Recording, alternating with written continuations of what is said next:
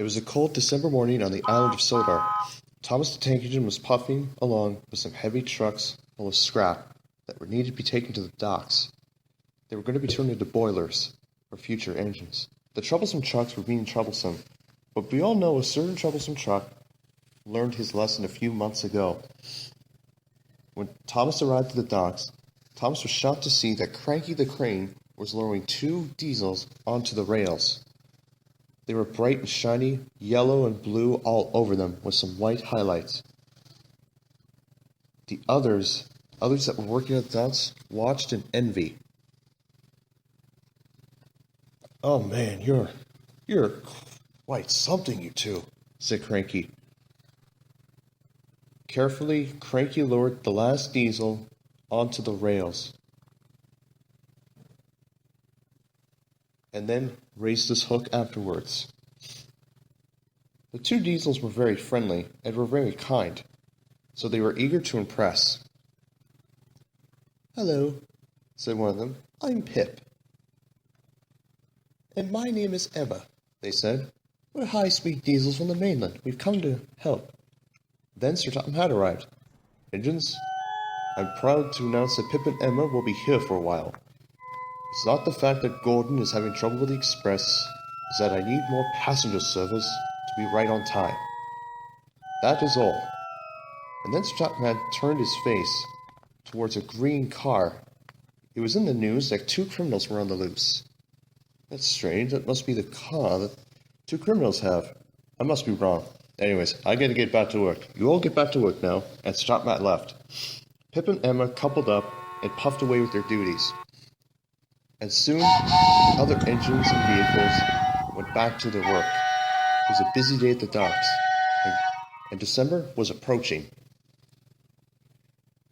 And Thomas went back to the yard for a rest. Later that day at the docks, Cranky was lowering the boilers that Thomas delivered into Salty's train. They were very heavy, and Cranky found it hard. "Ugh, these boilers are tough to handle," said Cranky. "Ah, don't worry about it, Cranky," said Salty. "You'll be fine. Just a little rest and you'll be fine." And Salty puffed away with his load. On the road, Monty had a lot to think about. He was thinking about the conversation that Sir Topham had said about the criminals. But I'm afraid that both Sir Topham Hatt and Monty were right. It was the very card that they were thinking about. Two criminals had reportedly stolen two pieces of important treasure, loaded into the trunk of the car. The criminals were scheming.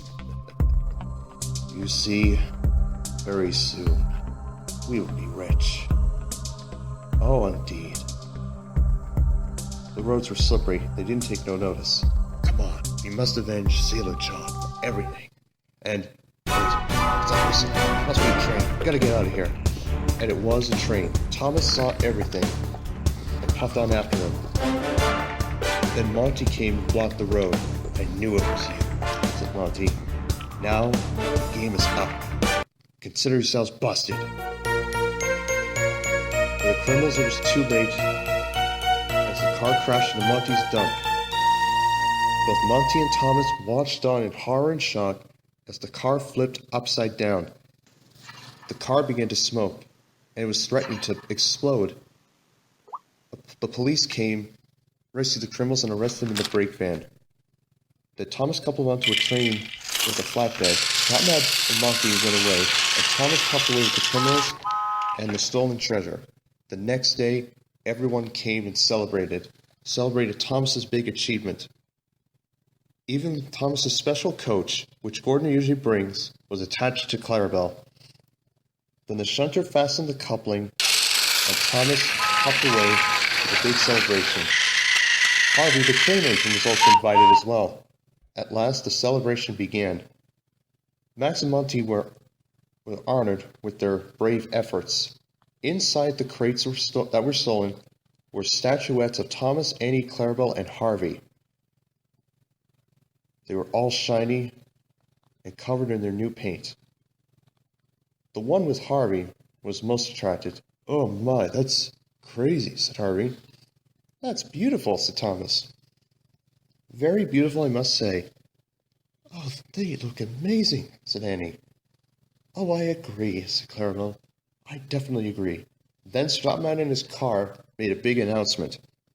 Ladies, gentlemen, children of all ages and engines and vehicles, we have come to celebrate 70 years of Thomas and friends, and his friends that matter. But we've also came to honor Thomas and Monty with the heroic efforts in stopping the criminals. Monty will be rewarded with a coat of paint, and his dump will be fixed, and Thomas, you will have your buffers polished as a reward. All the engines tooted, hollered, and celebrated as they celebrated Thomas's big achievement. Even Cranky had to agree. 3 cheers for Thomas, me hearty, said Salty. I must say, I feel honored. I'm not surprised. I'm kinda, said Harvey. You did well, Monty, said Max. Oh, thank you, Max, said Monty. I feel happy right now. The engines celebrated, remembering the big achievements that they had the previous day.